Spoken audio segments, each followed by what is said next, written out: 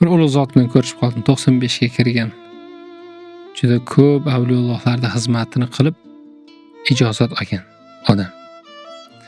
Yaqin o'tmishda o'tgan ulug'lar haqida gaplashgan, ularni eslagan bo'ldik. Shunda u kishi aytdilarki, "Hey, bunday odamlar hayotga bir keldi, boshqa kelmaydi.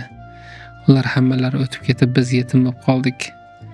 Men hozir shunday bir ulug'larni, Xudoning do'stlarini qidiryapman. Agar topsam, hamma ishimni yig'ishtirib qo'yib, borib xizmatlarni qilaman" dedi. Ya'ni katta Xudoning do'stlari avliyolardan ijozat olgan, 100 ga yaqinlashgan odamni aytayotgan gapini qarangki, shu holatda ustozlikda da'vo qilmasdan xizmatni o'ziga lozim tutib shogirdlikda da'vo qilyapti.